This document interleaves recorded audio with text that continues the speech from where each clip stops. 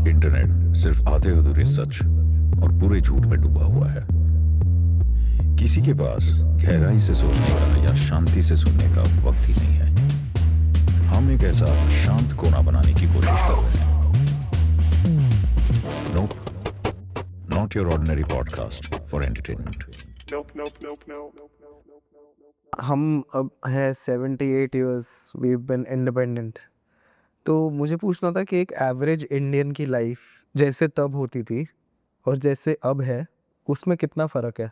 कोई एक black and white चित्र नहीं दे सकते हम लोग। मतलब खाना लोगों को बढ़ा है, कपड़े बढ़े हैं, आवास बढ़ा है वगैरह, ये सब जो नॉर्मल जो विकास जिसे हम बोलते हैं, थोड़ा बहुत ये हुआ है ज़रूर। लेकिन अगर दूसरी तरफ से हम देखते हैं कि जिन लोगों का विस्थापन हुआ है क्योंकि उनकी ज़मीन गई है इस सो कॉल्ड विकास में, या जिनके खाना तो मिल रहा है लेकिन खाने का जो न्यूट्रिशन लेवल है वो कम हो गया है। ओवरऑल एवरेज अगर आप देखते हैं औसतन तो है न्यूट्रिशन लेवल्स भारत के लोगों के कम हो गए हैं, खासकर जो गरीब हैं। करीब 6 करोड़ लोग विस्थापित हुए हैं विकास की परियोजनाओं से, और वो विस्थापित लोग जो हैं वो आज हमारे ढाबे में है या हमारे घरों में नौकर हैं वगैरह हैं। शहर में जो लोग आए हैं, अगर अब बम्बई जैसा या दिल्ली जैसा शहर देखते हैं तो उसमें 40-50% जो लोग जिस प्रकार से झुग्गी झोपड़ी में रहते हैं, जिस हालात में रहते हैं, वो हालात तो देखने बनती है।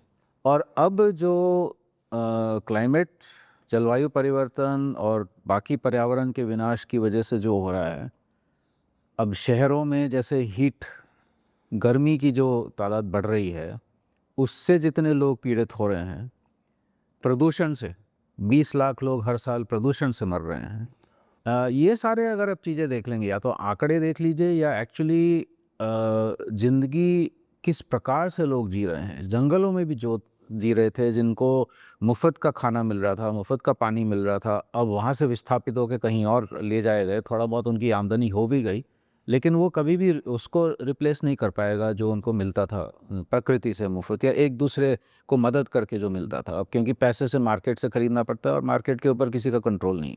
तो इस प्रकार से आप देखते हैं तो औसतन आम व्यक्ति की जो हालात है वो कोई अच्छी नहीं है। 80 साल में जो विकास के नाम पे जितना हुआ है, जितना पैसा खर्चा गया है, जो भी हुआ है, परियोजनाएं, सब कुछ हो चुका है, औद्योगिकरण हुआ, सब कुछ हुआ, लेकिन तो जिस प्रकार से लोगों को आजीविका मिलनी चाहिए थी, एक सम्मानदायक आजीविका, एक अच्छा खाने का वो मिलना चाहिए था, आवास ठीक से होना चाहिए था, ये अगर आप हालात देखते हैं जो मूलभूत ज़रूरत है लोगों की, उसमें तो हालात काफ़ी बुरी है। करीब मेरे ख्याल से आधी जनता की तो काफ़ी बुरी होगी, कम से कम उससे भी ज़्यादा ही होगी। उसका एक और कारण ये भी है कि काफ़ी कुछ जो विकास हुआ है उसको कुछ चंद एक 5-10% लोगों ने उसका जो फ़ायदा है ज़्यादातर अपनी तरफ हासिल कर लिया है। इसीलिए करोड़पति अरबपति जो है इतने बढ़ गए हैं, इतनी बड़ी बड़ी इमारतें बन रही हैं। जो इमारतें बना रहे हैं उन खुद झुग्गी झोपड़ी में रह रहे हैं, और हमारे जैसे लोग जो हैं उनको इमारतों में रहने को मिल रहा है। तो एक तो असमानता भी बढ़ गई है, और ऊपर से ये बाकी सारे जो जिसके बारे में मैंने अभी वर्णन किया। तो सवाल मेरे ख्याल से ये उठता है कि क्या हम इसी दिशा में जाने के लिए, मतलब हमें मजबूरी है कि इसी दिशा में जाएं, क्योंकि हमने ये जो एक विकास की जो दिशा ली है वो हमारी नहीं है, भारत से उभर के नहीं आई है। ये तो अमेरिका ने जो है अपनी दूसरे विश्व युद्ध के बाद जो है पूरे दुनिया में उन्हें लगा कि पूरे दुनिया में विकास हम करेंगे। उनका मकसद तो ये था कि उनकी खुद की इंडस्ट्रीज़, उनका खुद का जो इकोनॉमी उसको ऊपर करे। उसके बाद यूरोप भी उसी तरफ गया, और हमने उसको पूरी की पूरी तरह से निगल लिया कि हाँ यही विकास है। जबकि गांधी जी वगैरह ने सवाल उठाए थे बहुत कि असल में ये विकास है या विनाश है उस वक़्त, लेकिन उनकी बात सुनी नहीं गई। तो सवाल फिर ये उठता है कि क्या इसी दिशा में हम जाते रहें और आशा करें कि कभी ना कभी जो है गरीब लोगों को भी कुछ मिल जाएगा, जो वंचित लोग हैं, जो विस्थापित लोग हैं, उनको भी कुछ मिल जाएगा, या फिर हमारे पास विकल्प है? ये सबसे बड़ा सवाल है जिस पे हम लोगों ने अभी पिछले कई सालों से काम किया है।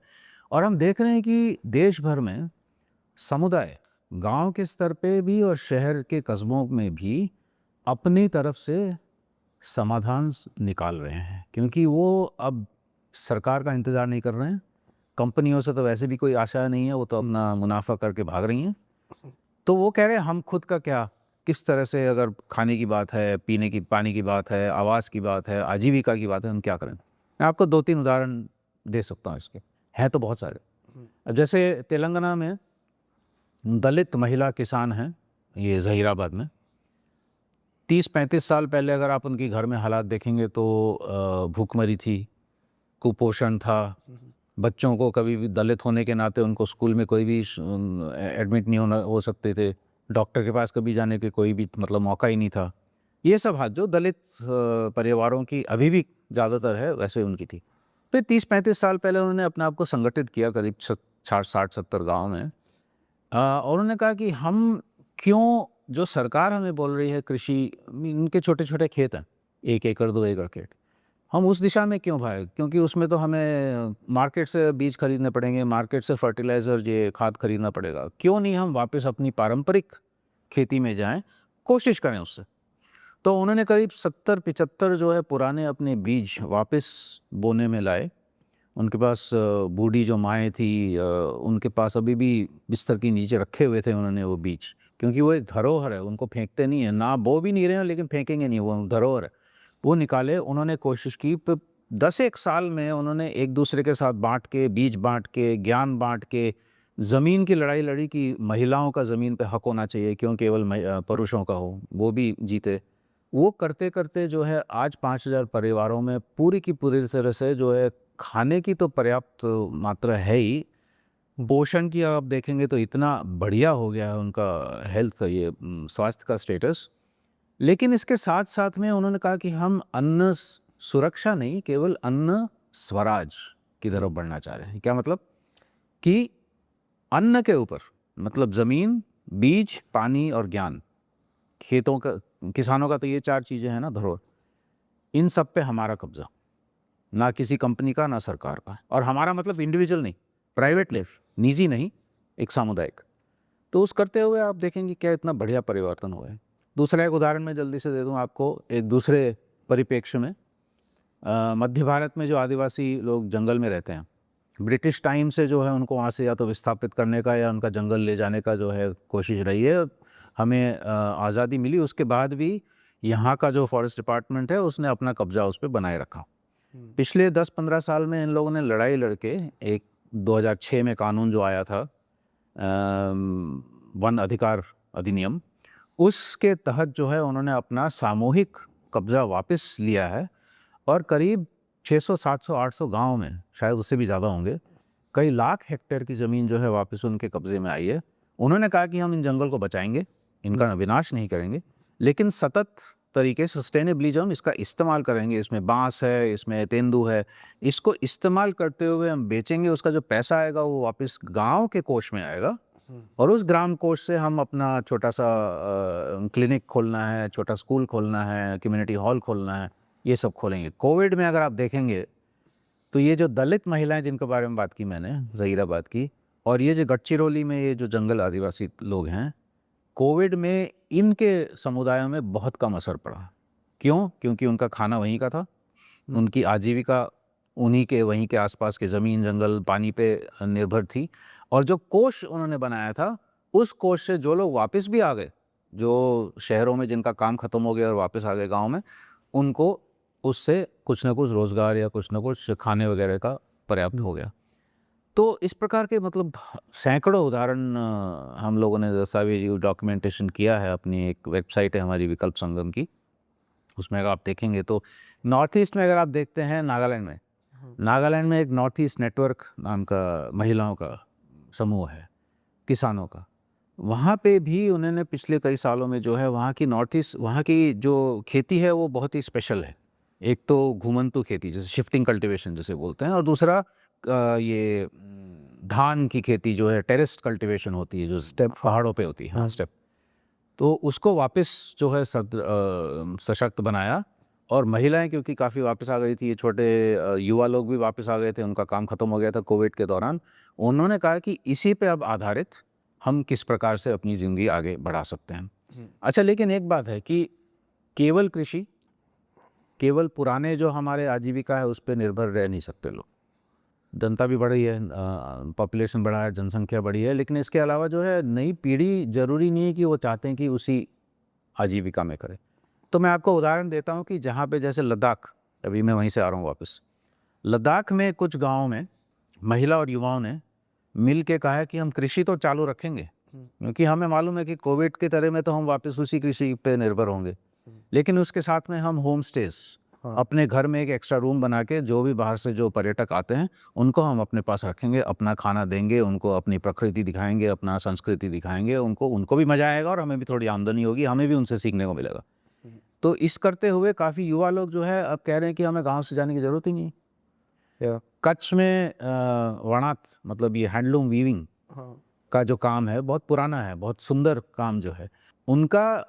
एक वहाँ की एक संगठन है खमीर, जिन्होंने एक डिज़ाइन इंस्टीट्यूशन है, तो उन्होंने एक वहाँ पे कॉटन है, काला कॉटन, ये उससे बना हुआ है, जो एक ऑर्गेनिक कॉटन है, उसको लेते हुए नए जैसे कुर्ता है, साड़ी है वगैरह, ये वणकरों के साथ मिलके बनाया।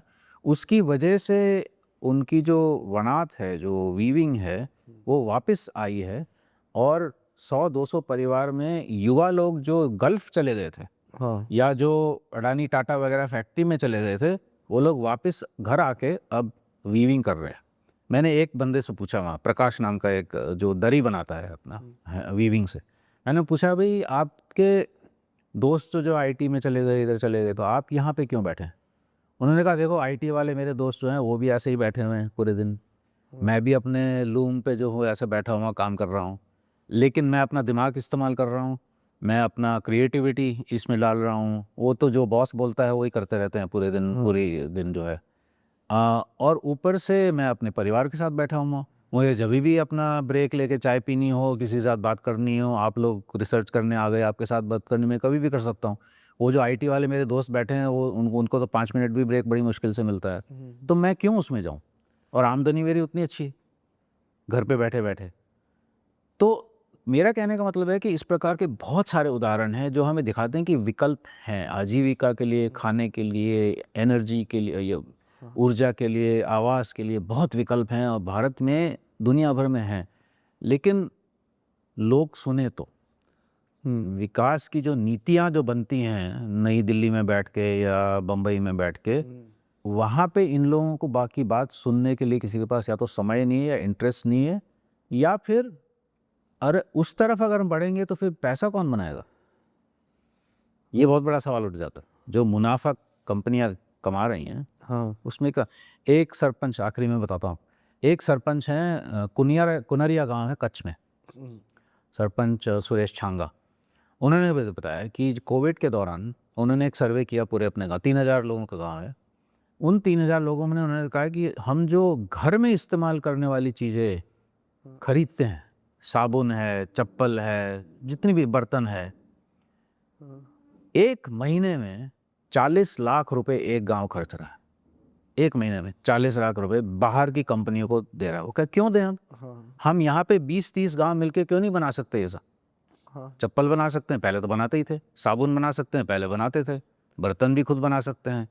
अगर कुछ बाहर से चीज़ लानी है तो वो एक्सचेंज कर सकते हैं हम लोग। तो क्यों नहीं इस प्रकार का विकास का मॉडल हो जिसमें कि विकेंद्रित प्रोडक्शन प्रोसेसेस, चीज़ें बनाने की, जो पहले जो गांधी जी ने बहुत पहले बोला था, हर गांव में बन सकता है, हर छोटे कस्बे, शहर के कस्बे में बन सकता है। कंपनियों को जाने की ज़रूरत ही नहीं है। उससे लोगों की असल में जो फ्रीडम है ना, जो आज़ादी की बात करते हैं, स्वराज की बात करते हैं, असल में तो ये है ना। ये तो इस प्रकार तो इस तरफ तो हम बढ़े ही नहीं। पर जैसे लोग कहते हैं कि ये चीज़ें इक्का दुक्का में सुनने में सही है, 5000 लोग, 10,000 लोग, 3000 लोग, पर जब बात आती है एक स्टेट की या बात आती है बड़े पॉपुलेशन की, तो हमें वेस्टर्न मॉडल ही फॉलो करना है, because western model clear success है। और जैसे आपने कहा ना कि गांव में पैसा नहीं रहता है, सो वहाँ की जो अफ्रीकन अमेरिकन कम्युनिटी है, वो अगर $1 कमाए तो वो वही दिन में अपनी कम्युनिटी से वो पैसा बाहर निकल के किसी वाइट या हिस्पैनिक के पास दे देती है। तो ये है सबसे डेवलप मॉडल। नहीं, बिल्कुल। अगर आप देखते हैं ना, अमेरिका की बात ले लीजिए, यूरोप की बात ले लीजिए, कि सबसे ज़्यादा डेवलप्ड है, विकसित है, उसके 2 पहलू जो है वो छुपाए जाते हैं। एक तो ये कि किसके पीठ पे बैठ के आप उस विकास को लिए हैं। एक तो 500 साल का जो पूरा कॉलोनियल हिस्ट्री है उसको आप अनदेखा नहीं कर सकते हैं। उसके आधार पे तो वो इतने सारे अमीर हुए वो लोग, कितना पैसा कमाया, उतना सोना चोरी कर लिया, जो भी सब कुछ किया वो, है ना, अभी भी कर रहे हैं। दूसरा, अभी भी आज भी जो है, अगर आप कहते हैं कि मान लीजिए फिनलैंड, स्कैंडिनेविया, इंग्लैंड, किसी को भी, इवन अमेरिका को बोलेंगे कि आप अपने संसाधन के आधार पे विकास कीजिए, वो ठप हो जाएंगे एक दिन में। अभी भी वो पूरी दुनिया के संसाधन ले रहे हैं, है ना, आइडियाज़, केवल प्राकृतिक संसाधन नहीं, लेकिन नॉलेज, आइडियाज़, ज्ञान, वो भी पूरी दुनिया का चोरी कर रहे हैं। तो चाइना और इंडिया भी उसी दिशा में अगर जाती है, जा ही रही है, हाँ, तो हम किसका लेंगे? और ले रहे हैं चाइना को। और आप देखते हैं अफ्रीका के कितनी ज़मीन उन्होंने जब्त कर ली है, साउथ ईस्ट एशिया के कितने सारे मिनरल्स को वहाँ पे वो खनन कर रही है, जंगल काट के और आदिवासियों को वो करके, अब साउथ अमेरिका में जा रही है। इंडिया की कंपनियाँ अफ्रीका पहुँच गई हैं, ज़मीन ले रही हैं।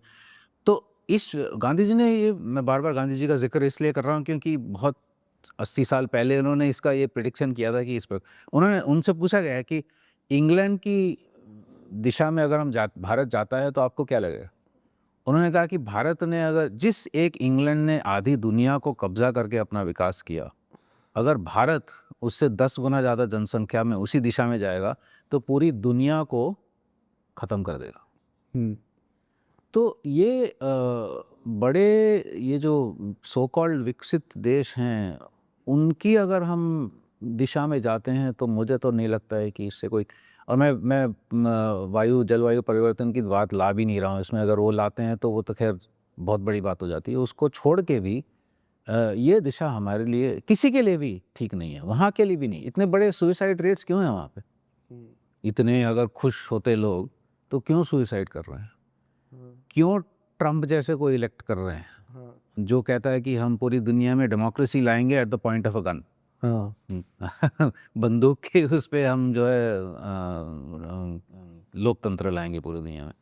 तो मुझे लगता है ये बहुत मूलभूत सवाल पूछे जाने चाहिए। हम एक अंधे तरीके से हम जा रहे हैं कि नहीं वही है, क्योंकि दिखता है ना, बड़ी गाड़ियाँ दिखती हैं, बड़े घर दिखते हैं, पैसा दिखता है, सब कुछ दिखता है, लेकिन असल में तो ये सब उसके नीचे का जो क्या बोलते हैं, मतलब एक जो जंग फैल रहा है, हाँ, वो नहीं दिख रहा है हमें। या बिकॉज वो छुप जा रहा है आराम से। वो छुप जा रहा है। यहाँ पे भी अगर आप देखते हैं, हम कहते हैं कि बहुत विकास हुआ है भारत में, और पर कैपिटा इनकम ले लीजिए, परसेंटेज ग्रोथ रेट्स जो बोलते हैं लोग कि इतना 5%, 6%, 10% है, तो इसको एक फ्रेज़ है, हाइडिंग बिहाइंड द पुअर। हाँ, मतलब हम गरीबों के पीछे, क्योंकि हम औसतन लेते हैं, एवरेज लेते हैं। अब एवरेज में मान लीजिए 10% के पास बहुत पैसा है, 90% के पास बहुत कम है, एवरेज तो फिर भी अच्छा दिखेगा। उसमें जो असमानताएं छुपी हुई हैं, वो हम नहीं देखते हैं ना इस एवरेज में। परसेंटेज इकोनॉमिक ग्रोथ रेट का कोई मतलब ही नहीं है। अगर लोग भूखे हैं, अगर लोग कुपोषित हैं, विस्थापित हो रहे हैं, उनकी ज़मीन जा रही है, लोग मर रहे हैं प्रदूषण से, मैंने तो वायु प्रदूषण की बात की, अगर जल प्रदूषण की बात करते तो उससे भी ज़्यादा लोग पता नहीं कितने बीमार और मर रहे होंगे। तो इस विकास का मतलब क्या हुआ? बट जैसे कि लोग जो पावर में है वो कहना चाहता है कि रोड कनेक्टिविटी है, कई लोग ये भी कहते हैं कि टेक्नोलॉजी का एक्सेस है, हर घर में इंटरनेट पहुंचेगा, हर घर में बिजली पहुंचेगी, तो इससे विकास होगा। इंटरनेट, बिजली, ये सब तो ठीक है, ज़रूरतें भी हैं, लेकिन उससे ज़्यादा मूलभूत ज़रूरत तो खाना है ना, हाँ, आवास है, अच्छी शिक्षा है, पानी है। लद्दाख की ही बात दोबारा से वापस करते हैं। कई गांव जो हैं जहाँ पे बसे थे, अब वो नीचे शिफ्ट होने के लिए मजबूर हो रहे हैं। क्यों? क्योंकि उनके पानी के स्रोत सब सूख गए हैं। क्यों सूख गए हैं? क्योंकि वहाँ का ऊपर जो ग्लेशियर जो है वो सूख गया है, या किसी और कारण से सूख गया। तो इंटरनेट तो है उनके पास, पानी नहीं है। इंटरनेट पियोगे क्या? बिजली पिएंगे क्या? लोग खाएंगे क्या? तो मैं ये नहीं कह रहा हूँ कि ये ज़रूरत नहीं है, ज़रूरतें हैं, होनी चाहिए, लेकिन उससे कई ज़्यादा गुना तो ज़रूरत ये मूलभूत चीज़ों की, जिससे हम जिंदा रहते हैं। शहर में बात कर ले, दिल्ली में अगर आप बात करते हैं, सबके पास इंटरनेट, ठीक है, मान लिया, लेकिन अगर मैं रोज़ बाहर जा रहा हूँ और मैं बिना सिगरेट पिए हुए रोज़ 6 पैकेट सिगरेट जितना प्रदूषण अपने उसमें ले रहा हूँ मैं, तो बिजली और इंटरनेट का फ़ायदा क्या हुआ मुझे? हाँ, और उस प्रदूषण का अभी तक कोई समाधान नहीं निकल रहा। कोई समाधान होगा भी नहीं जब तक कि हम यही कहते रहेंगे कि गाड़ियाँ बढ़ाते रहें, फैक्ट्रियाँ बढ़ाते रहें, पावर स्टेशन बढ़ाते रहें, और फिर कहेंगे नहीं हम थोड़ा सा इलेक्ट्रिक कार कहीं से ले आएंगे। वो तो कोई सोल्यूशन हुआ ही नहीं। हाँ मैं क्या कहूँ, मतलब 1950 में जो 47-50 में जो चर्चाएं हो रही थी कि हम किस प्रकार से मूलभूत चीज़ों की सबसे पहले हम बात करें। पहले जो 5 ईयर प्लान था 5 साल का, अब तो 5 साल वाला प्लान ख़त्म ही हो गया है, लेकिन हाँ। पहले जो होता था, पहले 2-5 साल के प्लान में कृषि पे बहुत जोर दिया गया और उस वक्त देखेंगे तो किसानों का किस तरह से फ़ायदा हुआ था। उसके बाद वो भूल गए हम, फिर औद्योगिकरण पूरी तरह से आ गया। अब औद्योगिकरण, अब बड़े बड़े उद्योगों की बात करते हैं लोग कि ठीक है अमेरिका यूरोप में बड़े बड़े उद्योग लगे हैं, उससे लोगों को आजीविका मिल रही है। मैं आपको एक उदाहरण दे देता हूँ जो हमने एक अपनी किताब में लिखा है। जमशेदपुर में टाटा स्टील का जो प्लांट है उसमें आज 1990 से आज जो है कम से कम 5-6 गुना ज़्यादा प्रोडक्शन हुआ है। हाँ पर वर्कफोर्स जो लेबर फोर्स है वहाँ पे वो उसका 1/5वां हिस्सा हो गया। क्यों? मशीनें आ गई। हाँ सब बड़े उसमें, अब बात तो आर्टिफिशियल इंटेलिजेंस से तो पता नहीं कितना होगा, लेकिन इसके पहले भी मशीनीकरण से कितने लोग विस्थापित हुए हैं उसके आंकड़े अभी तक किसी के पास है नहीं। सरकार को हम पूछते हैं वो कहते हैं हमारे पास नहीं है। कितने लोग विस्थापित हुए हैं, कितने कारीगर विस्थापित हुए हैं। कच्छ में जब मैंने बात की आपको ये इस वनात की, ज़्यादातर वहाँ पे 20 साल में विस्थापन इसलिए हुआ क्योंकि मशीन से बनी हुई जो कपड़ा जो है, जो लगभग उतना ही ऐसा ही लगता है जो कच्छ में हाथ से बनाते हैं लोग, शॉल वगैरह या साड़ी वगैरह, वो ऐसा ही लगता है जो लुधियाना से मशीन में बना हुआ जो आता है। वो एक दिन में 5 साड़ियाँ एक मशीन को लेके कारीगर बना सकता है। यहाँ पे विस्थापित हुए 5 और लोग जो उसको हाथ से बनाते, या 10 लोग। तो आज का बेरोजगारी का कारण एक बहुत बड़ा तो ये भी है ना, मशीनीकरण। और वही दिशा है अमेरिका और यूरोप की। और वहाँ पे तो जनसंख्या कम है इसलिए वो कर सकते हैं वहाँ पे भी, लेकिन बेरोजगारी की बहुत बड़ी समस्या है। इंग्लैंड में तो बहुत बड़ी समस्या है, यूएस में भी बड़ी समस्या है, लेकिन वहाँ पे जनसंख्या कम है तो ठीक है वो कर सकते हैं। लेकिन यहाँ पे हम उसी दिशा में जाएंगे, लोग काम क्या करेंगे, कहाँ से कमाएंगे? ये तो मुद्दा बाकी देशों के लिए भी है कि सभी लोग देशों क्या करेंगे। सभी पूरी दुनिया, विकास का मॉडल तो पूरी दुनिया में वही लगा है ना। हाँ तो सभी देशों में ये प्रॉब्लम है और लोगों में जो एक डिससेटिस्फैक्शन है, एक जो गुस्सा है, जो रोष है, हर देश में जो रोष दिख रहा है। अमेरिका में रोष दिखता है, आपने बात की ब्लैक और लैटिनोस की, हाँ उसके खिलाफ। यहाँ पे मैं बोलूँगा नहीं, लेकिन किसकी, हमें मालूम है, माइनॉरिटीज़ के खिलाफ। ठीक है, हर देश में, क्योंकि जिनके पास पहले जिनको फ़ायदा मिल भी रहा था उनको भी अब नहीं मिल रहा है, या उनको अगर मिल भी, जो मिडिल क्लासेस हैं, जो वाइट मिडिल क्लासेस अमेरिका में है, यहाँ पे जो अपनी मिडिल क्लासेस हैं, उनको थोड़ा फ़ायदा तो हुआ है, लेकिन उनको भी अब बेरोज़गारी या किसी तरह से ये दिक्कतें, प्रॉब्लम्स आ रही हैं। और अगर नहीं भी आ रही हैं तो उनको लगता है अरे वो वहाँ पे पहुँच गया, करोड़पति बन गया, तो मैं क्यों नहीं पहुँचा हूँ। इस विकास की मॉडल ने हम सब में लालच बहुत ले आई। करेक्ट। मैं अभी यहाँ हूँ वहाँ पहुँचूंगा, वहाँ हूँ तो वहाँ पहुँचूंगा, वहाँ पहुँच तो वहाँ पहुँचूंगा। और मिडिल क्लास के साथ हो ये रहा है कि जितना बड़ा उन्होंने पाउडर का डब्बा पिछली बार लिया था उससे छोटा लेना पड़ रहा है, जितना टूथपेस्ट का पैकिंग था वो छोटा हो रहा है। बिल्कुल सब पाउचेस और छोटे छोटे पैकेट्स में, क्योंकि लोगों के पास पैसे नहीं है। बिल्कुल। सो ये ऑल्टरनेटिव रोड्स टू प्रोग्रेस। और आप क्या देखते हैं इसमें कि इसमें देखिए बहुत इंटरेस्टिंग है कि यूरोप में, अमेरिका में भी, लेकिन यूरोप में बहुत, जहाँ पे मतलब जो कैपिटलिज्म का गढ़ हार्टलैंड है, उसमें भी लोग इतने अब तंग हो गए हैं कि युवा लोग उससे अलग होके बहुत अमेजिंग, बहुत बढ़िया चीज़ें कर रहे हैं। मैं आपको 2-3 उदाहरण जल्दी से देता हूँ। जर्मनी में 200 कम्यून्स हैं, मतलब सामुदायिक रहने के, क्योंकि वहाँ पे सामुदायिक रहने का तो ख़त्म ही हो गया ना। सब लोग अपनी निजी ज़िंदगी जी रहे हैं, मेरे पास अपनी गाड़ी, मेरे पास अपना वॉशिंग मशीन, मेरे पास अपना वो, कभी किसी को दोस्त की ज़रूरत पड़ी तो बड़ा मुश्किल से मिलेगा भाई। तो उससे तंग होके 200 कम्यून्स, सामुदायिक रहन सहन, मैं 3 में गया था 2-3 साल पहले। उसमें लगे 50 लोग, 100 लोग, 10 परिवार, 20 परिवार, 30 परिवार एक साथ रह रहे हैं। कह रहे कि हमारे 20 परिवार के बीच में 2 गाड़ियाँ काफ़ी हैं, हाँ 2 वॉशिंग मशीन काफ़ी हैं। हम अगर 2 जो माँ बाप जो हैं काम के लिए जाना चाहते हैं तो किसी को बाहर से ला के अपने बच्चों की वो देखभाल के लिए किसी को बाहर से हायर नहीं करेंगे। वहीं पे इतने जो लोग हैं जिनके पास टाइम है वो मेरे बच्चों का देखभाल कर लेंगे फ्री में, है ना। तो इस प्रकार से ये तो जर्मनी के लगभग 200 ऐसा उदाहरण है, बहुत इंटरेस्टिंग है। उन्होंने कहा हमें वो कैपिटलिस्ट इंडिविजुअलिस्ट एकदम निजी ज़िंदगी जो है वो नहीं जीनी है, हमें अपने सामुदायिक, क्योंकि हमें अपने रिश्ते दोबारा से लाने हैं, अपनी दोस्ती वापस लानी है, राइट। बहुत उदाहरण, लग्जमबर्ग दुनिया का शायद लगभग सबसे अमीर में से होगा देश है, उसमें 5 समुदाय हैं जिन्होंने कहा कि हम तंग हो गए हैं कि हमारा यूरो आज एक हम पूरा ब्रेड ले सकते थे, कल को वो ब्रेड जो है 2 यूरो का हो गया और हमारे पास कोई कंट्रोल नहीं है। जैसे आप कह रहे हैं ना, मिडिल क्लास के पास जो बड़ा पाउडर का ले सकते थे वो अब छोटा ही ले सकता है, तो हमारे पास कंट्रोल नहीं है कि रुपया और यूरो का क्या वो है, असल में क्या कीमत है। तो उन्होंने कहा कि हम अपनी क्यों नहीं करेंसी खोलें। तो 5 समुदाय ने अपनी करेंसी खोली जिसका नाम है बेकी। वो खुद उस पर करेंसी को बनाते हैं, या तो डिजिटल या अपनी रुपए नोट जैसा, और कम से कम जो लोकली जितना भी एक्सचेंज करना है वो उसको लेके कर रहा है। तो मैं एक बेकी लेके आपके पास है, आप बेकर हैं, मैं आपसे ब्रेड लूँगा, आप उसी बेकी को लेके किसान के पास जाएंगे, उससे आटा खरीदेंगे, किसान उस बेकी को लेके डॉक्टर के पास अपने बच्चे को ले जा सकते हैं, डॉक्टर अपने बच्चों को लेके फीस, स्कूल की फीस। उसका क्या होगा कि लोकल जो इकोनॉमी है वो और आगे बढ़ेगी, रिश्ते बढ़ेंगे। मैं आपके पास बेकी लेके आऊँगा, यूरो नहीं, यूरो लेके मैं आपके पास आऊँगा, मैं आप मेरा नाम ही नहीं पूछेंगे, हाँ हैं। बेकी लेके आऊँगा, आपको लगेगा हाँ इसको भी बड़ा इंटरेस्ट है अपनी कम्युनिटी में, कौन है, क्या नाम है, कैसे हैं, आपका परिवार कैसा है, माँ बाप कैसे हैं वगैरह, ये एक रिश्ता भी बनेगा। इकोनॉमी मतलब रिश्ता भी होता है ना, खाली पैसे की बात नहीं है। कैपिटलिज्म के बिल्कुल बीच में इस प्रकार के बहुत अलग अलग प्रयोग हो रहे हैं यूरोप में।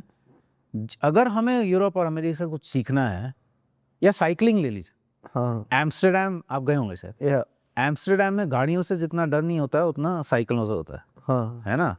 अब वो 20-25 साल का उन्होंने लड़ाई लड़ा साइकिलिस्ट ने कि हमें साइकिल लेन चाहिए और हमें प्रायोरिटी चाहिए रास्तों पे। वहाँ पे तो कुछ सड़कें और गाड़ियों के लिए कम कर दी गई हैं, साइकिल और चलने के लिए, पैदल यात्री के लिए ज़्यादा बढ़ाई गई हैं। कुछ अगर हमें सीखना है ना अमेरिका यूरोप से, तो ये चीज़ें सीखनी चाहिए। हम गलत चीज़ें सीख रहे हैं, ये वाली चीज़ें सीखें। अब वो तंग होके अगर कर रहे हैं तो क्यों हम पूरा चक्कर लगा के फिर वापस जाएं उधर। हाँ हम सीधा जा सकते हैं ना कि हाँ, अगर वो उन्होंने अपनी गलतियां महसूस की हैं तो हम उस पूरी गलती को करके हम आए, उसके बदले हम सीधा इस पर रखें। पुणे में कई स्वयंसेवी संगठनों ने एक पूरा पुणे का साइकिल प्लान बनाया है और उसको म्यूनिसिपल कॉरपोरेशन ने एक्सेप्ट भी कर लिया।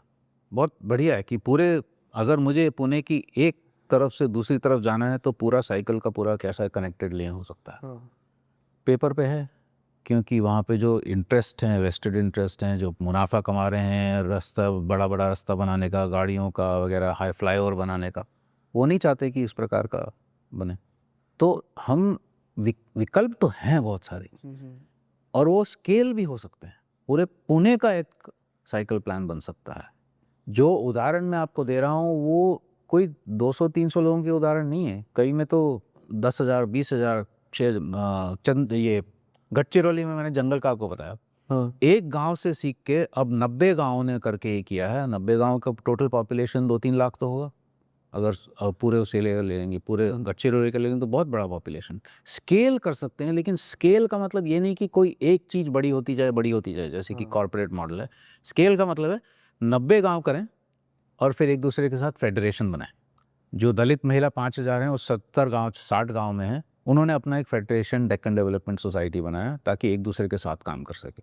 उसमें कोई एक औरत जो है वो लीडर नहीं है, बहुत सारी लीडर्स, एक डिसेंट्रलाइज्ड, एक विकेंद्रित लीडरशिप, विकेंद्रित गवर्नेंस भी बनता है उसमें। उसमें लोकतंत्र का भी एक बहुत इंटरेस्टिंग विकल्प निकल के आता है। हम बोलते हैं लोकतंत्र, लेकिन पावर किसके हाथ में है? लोगों के हाथ में तो है नहीं, या तो पॉलिटिशियन या ब्यूरोक्रेट के हाथ में या कॉरपोरेशंस के हाथ में। तो ये जो गांव कह रहे हैं कि नहीं, 40 साल पहले एक गांव, वहाँ मेंधालेखा नाम का गांव है, उसने एक स्लोगन दिया, बम्बई में हमारी सरकार, बम्बई दिल्ली में हमारी सरकार जो हम चुनते हैं, हमारे गांव में हम ही सरकार। मतलब जो भी निर्णय लिए जाएंगे वो हमारी ग्राम सभा से लिए जाएंगे। काफ़ी लोग बोल रहे थे कि चाइना या कोई और देश जो बहुत प्रगति कर रहा है मटेरियल में, या तो फिर प्रोडक्शन में, या तो फिर डिस्ट्रीब्यूशन में, वो कर रहा है क्योंकि डेमोक्रेसी नहीं है वहाँ पे।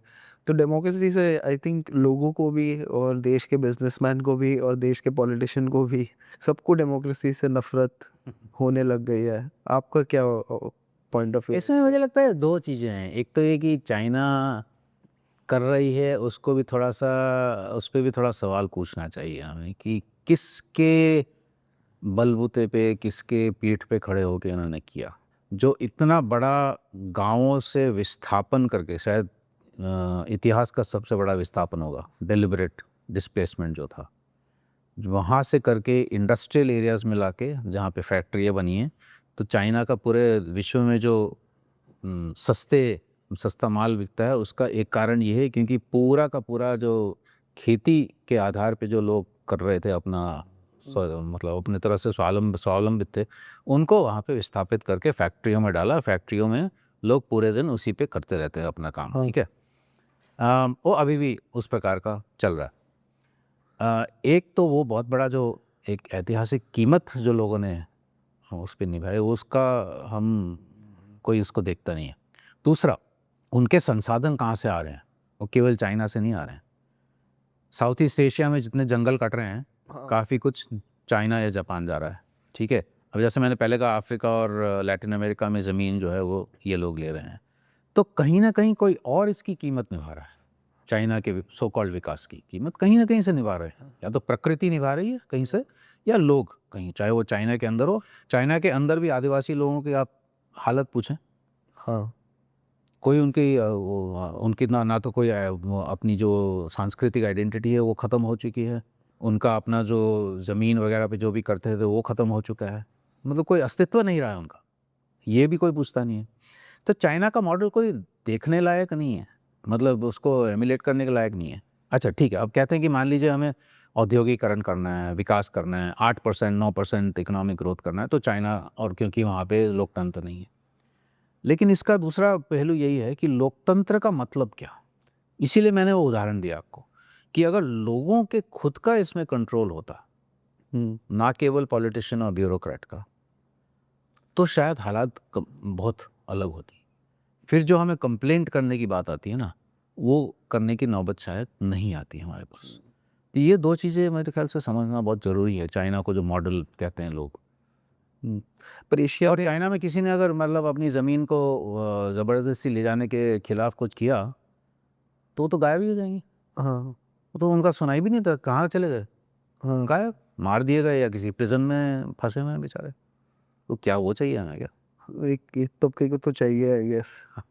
हाँ, तो चाह ये बात सही है। जैसे इमरजेंसी में भी कुछ लोगों ने उसको सपोर्ट किया था कि हाँ अब देखिए ट्रेन अच्छी तरह से चल रही है, वो चल रही हैं, लेकिन किस कीमत पे और किसकी कीमत पे, ये सवाल पूछना ज़रूरी है। कुछ अमीर लोगों के लिए अच्छा होगा ये, हम जैसे लोगों के लिए शायद अच्छा भी हो जाएगा चाइना का मॉडल, लेकिन ज़्यादातर जनता के लिए तो, और प्रकृति के लिए तो बहुत बड़ी कीमत। जैसे बाकी एशिया हो गया, जैसे जापान अलग मॉडल के साथ चलता है, तो उस पे आप उन लोग काफ़ी ऑल्टरनेट है इकोनॉमी को लेके, तो वहाँ पे आपने कुछ नोटिस किया अलग? जापान में बड़ा इंटरेस्टिंग है। एक तो ये, मतलब उतना एक्सपर्ट भी नहीं हो, लेकिन जापान में एक तो ये कि उनका जो एक सामूहिक तरीके से चीज़ों करने का जो एक पुराना उनकी जो परंपरा है, वो उन्होंने इंडस्ट्रियल उसमें भी चालू रखा है। वो बहुत बड़ा, तो वहाँ पे कोऑपरेटिव्स वगैरह, बहुत बड़े बड़े कोऑपरेटिव्स हैं, काफ़ी स्केल पे हैं, वो इंटरेस्टिंग है। लेकिन उनका जो औद्योगिकरण का जो एक जो दिशा है, वो उसकी वही मुद्दे हैं जो मैं चाइना का बता रहा हूँ। साउथ ईस्ट एशिया का सबसे पहले जंगलों का विनाश जापान की इकोनॉमी को बढ़ाने के लिए हुआ है।